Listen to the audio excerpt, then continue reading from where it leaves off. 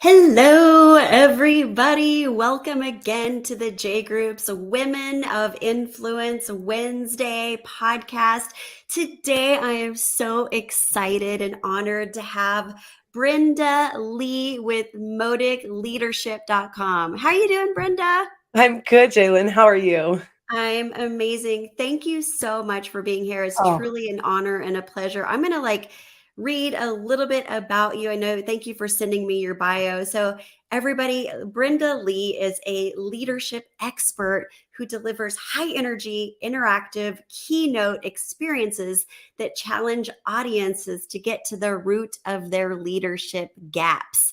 Now, I'm going to talk about you a little bit more, but let me just kind of start there. And what do you mean about leadership gaps? Like, what does that look like? What do you do?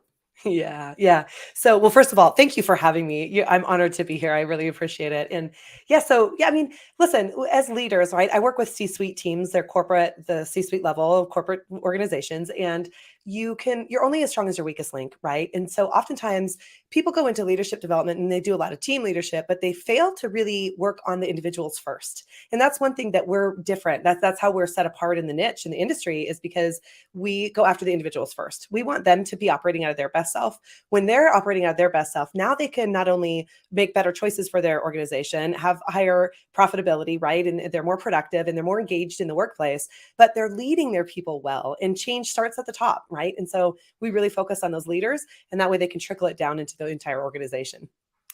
That's amazing. That sounds like such a huge and well needed service. So, what are some of the major issues that you see within leadership and how they're just not maybe effectively leading their team? Yeah. So it really boils down to, honestly, communication, right? And really, the communication comes from our relationship with ourselves. And so when people don't understand necessarily why they do what they do, right? Like you take like a salesperson, you're in real estate, you get this. You take a salesperson where they might go knock at a door and somebody opens that door and it looks like their dad who maybe used to beat them, right? They've subconsciously lost that sale and they don't know why, right? And so we really dig into the emotional intelligence aspect with people and get to their why they're doing what they're doing, why they're responding the way they're responding, using different words to choose when they communicate with people so that it can be effective. They can have it increase their collaboration among each other so their ego gets out of the way. They don't feel like they have to have all the answers, right? Because they're in this position. But when you step aside and you really know who you are, you're able to lead effectively in a way that ego just doesn't enter into the space. And people like rolling up to the door with the dad, it doesn't phase you because you're so solid in who you are. You're able to step into that space like a boss. I love that. And you truly, from what I can see anyway, you truly are putting out who you are. I mean, you come Yeah. across as being very authentic. And I love that about you. I remember we met in Milwaukee, I believe, a Yeah. few months ago at the Advance Your Reach Signature Talk workshop. Yeah. And I just immediately fell in love with you. And I was intrigued by You know? what you did. I didn't quite understand it, but I'm like, wow, what she does is really cool. Yeah. So you kind of touched on, well, I'm just going to say one of the things that you put in your bio is that you have a background in computer coding Yeah. education, which you utilize now to kind of recode people's brains. Yeah. So what does that look like? The recoding or Yeah. reprogramming of somebody's Great brain? question. Yeah, that's a great question. I'm glad you asked that, because here's the reality. Like you see me, right? And you only see 5% of me. Like when we met in Milwaukee, it was like, okay, we get 5% of the surface level. And we kind of can take that in, right? That's all we kind of capture. Well, the 5% is our frontal lobe of our brain, right? The rest of what we're operating out of is our subconscious. And that's the 95, it's the operating system of the computer. And that's when I say we recode the brains instead, right? And we liken it to this Microsoft Word where we get on, you and I, we're not coders, right? I mean, although that's my degree, I never did use the coding. We get on the computer, we see a template, we click on it, we hit the keyboard, magically the letters appear, we click print, and boom, out we've got our document, right? Well, the reality is there's all kinds of stuff going on in the coding in the background in the hardware of the computer, right?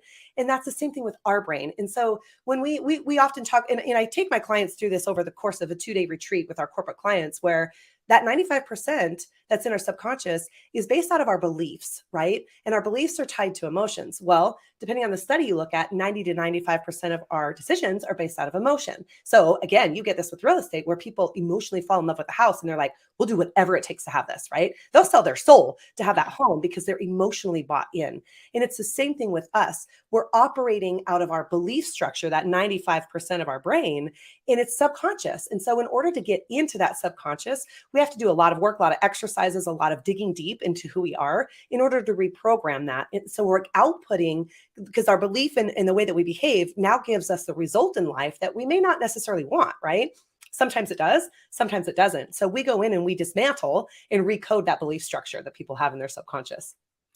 This is just absolutely fascinating to me. And I remember, a lot of what you're saying reminds me of some of the coaching that I've gone through myself with another coach. His name is Peter Sage, and he talks about, how your inner world controls your outer world. And Totally. so it's very interesting, when you're talking about our belief systems and the way that we're programmed. And, we're talking about years and years Yeah. of programming that we've grown up with. So I'm curious if you have time, if you don't mind, Yeah. like what are some of the techniques you use to help people to recode themselves, recode their brains and recode the way that they think and Sure.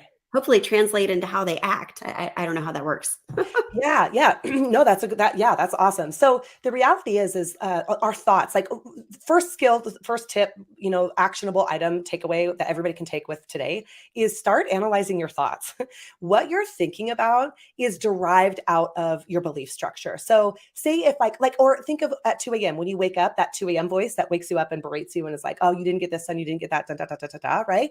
And you start going through that list of all these things that you're telling yourself. That's a really good indication of what's going on in your belief structure, right? And so if you come out of a meeting and you're like, oh, I freaking didn't do this, I didn't do that, I did, you probably have a self-confidence issue, right? You're continually focusing on the negative. And the reality is unless we're actively doing this work, 70 to 80% of our thoughts are negative.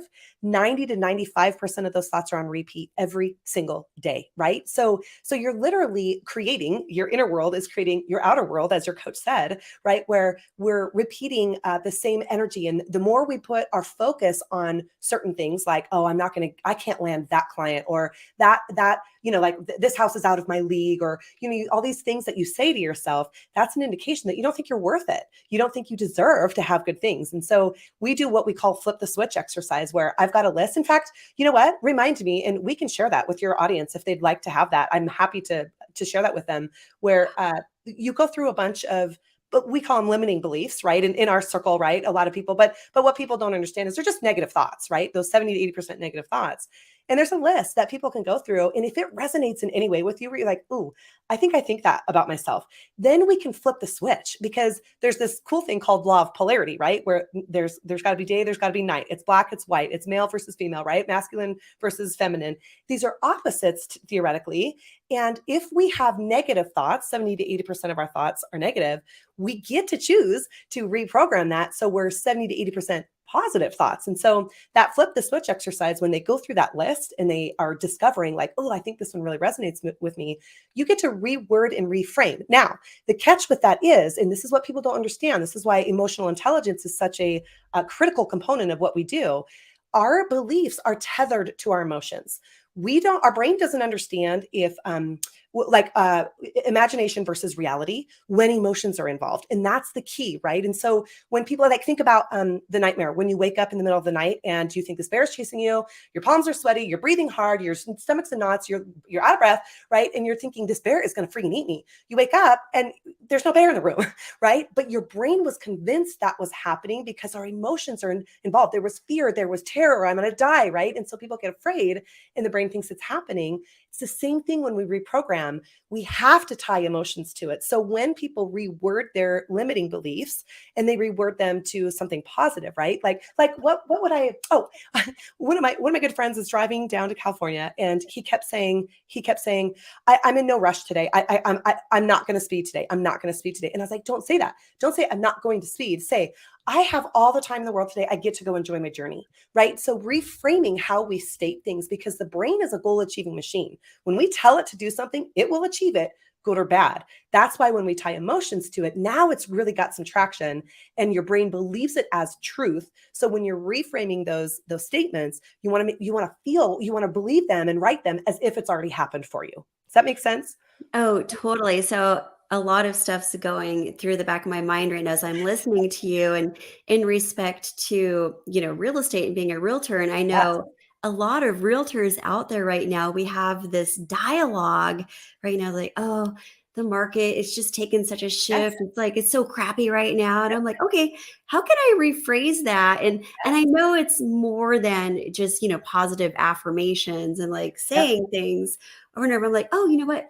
This market is the best market ever. I'm going to sell more houses this year than I ever have before. Like I'm Yeah. trying to like think about, I definitely need your exercises and your coaching and your training. Cause like, I definitely have some negative stuff floating around back there that I need to like flip the switch on for sure. Yeah.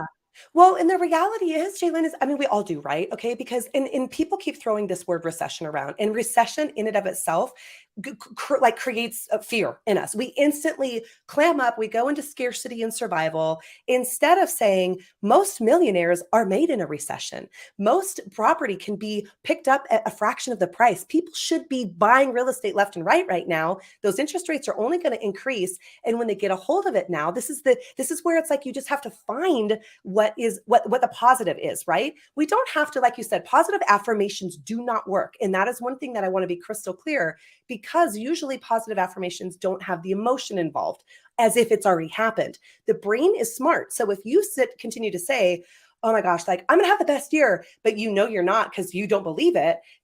Because where our focus goes, where our life goes, right? If you really don't believe that, it ain't gonna happen, right? You're not gonna have the best year if you truly don't believe you're gonna have the best year in selling. And same thing with like I said, with our brain, where it will latch onto the negative statement and it will achieve that goal, right? When we tie the emotions to it, though, and we say, this is a great opportunity. Like we still, the interest rates are still so low. I mean, it just blows my mind. When my mom bought her first house, it was 18%. That was the interest rate that she paid. But Oh my because gosh. we've gotten so comfortable with 2.5%, 3%, people are freaking out at the interest rate that it is right now. It's still Right. really cheap, right? And that's what people don't understand. And so just reframing it and saying it could be 18%. I'm going to go buy that rental property and I'm going to turn and burn and I'm going to make some income while people are giving their houses away out of fear. You can have an opportunity, your people, to gobble them up and totally diversify their portfolio in a way that they never could have before. Absolutely. On that note, my husband and I decided to put our downtown Phoenix condo, just kind of just putting the feelers out there. We didn't list it on the MLS or anything. We put it on our local Facebook group, and I met some people at a party, and I'm like, hey, by the way, we've got an Airbnb property if you know of anybody looking. And I've literally, I think I manifested like 3 or 4 conversations here in the past Got it, couple of girl. days. And so that was really cool. But anyway, back to what you were saying, you really do have to connect the head with the heart, right? Yes. If you're Oh my not God. believing it, then it's not going to come true. It's not going to happen, right? That is so powerful. Well, and what people don't realize is that positive affirmation with the lack of belief is actually worse, because your brain's a goal achieving machine. Your brain recognizes that you don't believe it. And it's like, liar, we're going to believe what the heart we're going to listen to what the heart really believes. That's why the reprogramming is so critical. We've got to, and I love how you said that, where you've got to align the heart and the head, because the heart really is our driver. They've done all kinds of studies where the heart essentially has like its own brain. It's got more neural pathways around it than the brain does. It's just insane. It's absolutely incredible what the heart's capable. And it's not my wheelhouse. And in fact, I say neural pathways and I'm like, I'm not sure that's the right word. That's not my area of study, but it's just fascinating to me how we're so driven by our emotions, right? And that's where the emotions come from, our heart and our belief. If you continue to say, I'm going to have the best year ever, but you don't believe it, you're probably going to end up with the worst year ever. Because again, where focus goes, our life goes, and your brain is saying, you don't believe this, that's not going to happen. And so then it gives momentum to not believing it and it not happening. Yeah, that is so good, so powerful. And I know that a lot of people need to hear exactly what you're talking about right now because so many people are stuck in a rut and, Yeah. you know, almost 100% because of their limiting beliefs and the Yep. negative self-talk that they give themselves, right? Yeah, Yep. but back to the head and the heart, you and I both learned about that at Pat Quinn's Yeah. Signature Talk workshop, didn't we? So that's where I got the head and the heart. I'm like, oh, it's just really not connecting there. Yeah. Yeah. But yeah, Yeah. so what is on the horizon for you, Miss Brenda? Well, what do you mean with work, with personal, with what? I mean, things It, are, you just talk about anything you want to talk about, girl.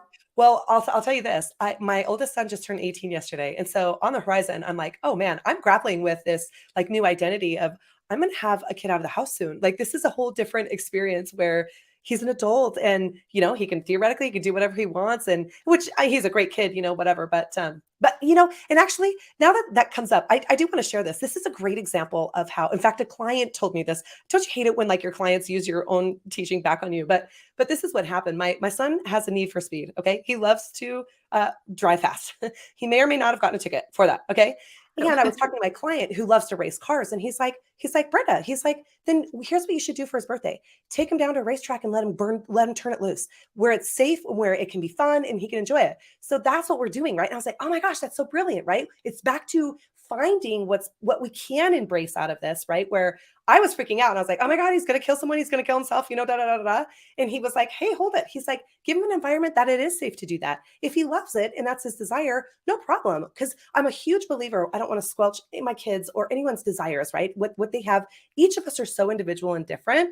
Yet we think this conditioning, like you were saying, it comes with years and years and years. Our brain's been conditioned on how we have to be. So I don't want to squelch that out of him, but I want him to learn to do it in a safe way. So next weekend, we're actually going down to Phoenix and he gets to race a Ferrari 488 on a racetrack. And so that was his gift. So that's an opportunity. And that's a story, I guess, to give your audience, how we can reframe anything, right? It was pretty scary. I was scared when I heard what my son was doing. And then it was like, okay, I love you. And this is how we can do it well. This is the silver lining, right? This is how we can make this awesome.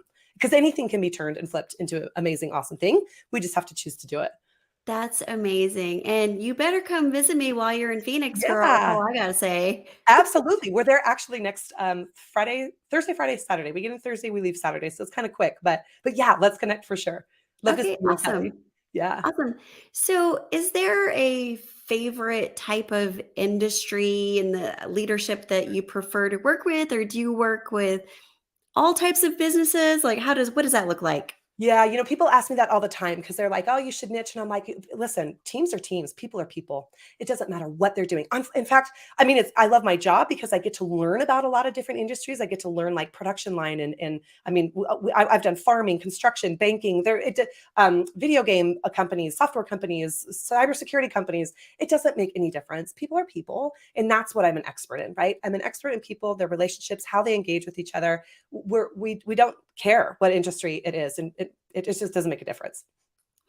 Awesome. And then what is the typical time frame involved as far as when somebody decides to hire you? Like how long do you typically work with them before they are able to see true results? Yeah, so we collapse time in that regard. So the way that we work is we just do 2-day retreats with the organizations.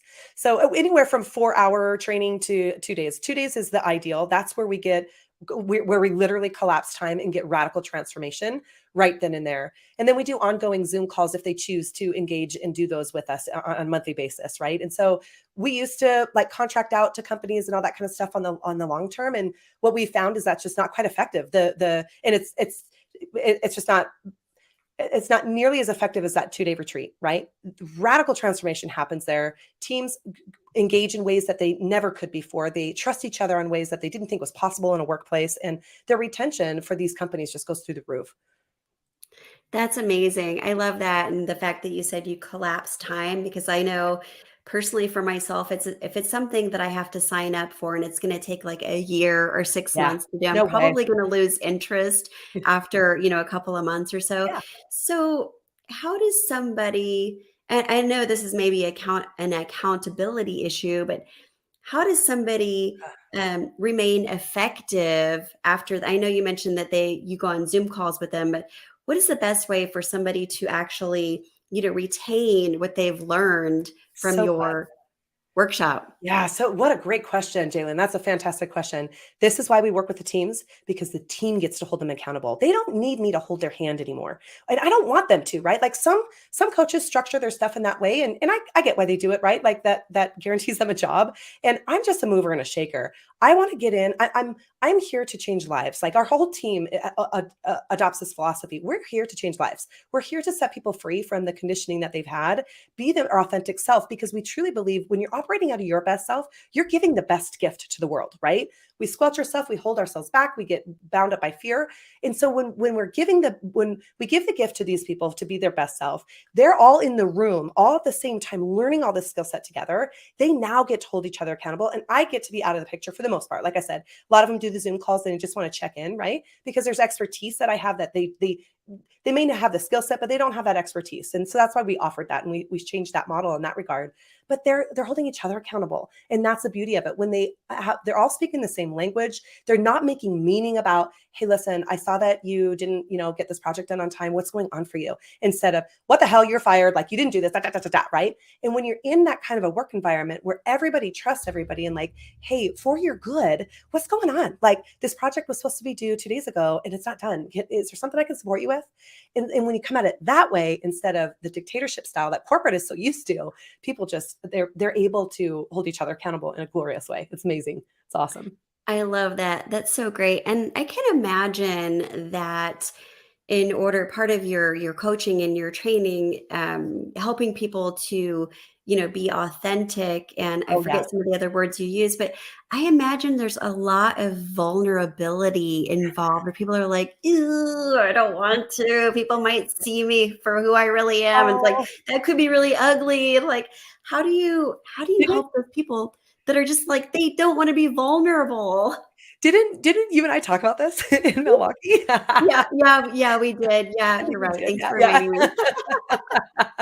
Yeah, so here's the deal, right? Like we're so conditioned, and you're absolutely right. Yes, there are some people that have a hard time with it. In fact, I'll share this story. This is one of the first companies. I got into this very organically. I used to do divorce coaching. I helped executives recover from their divorce, right, and get up and out of it.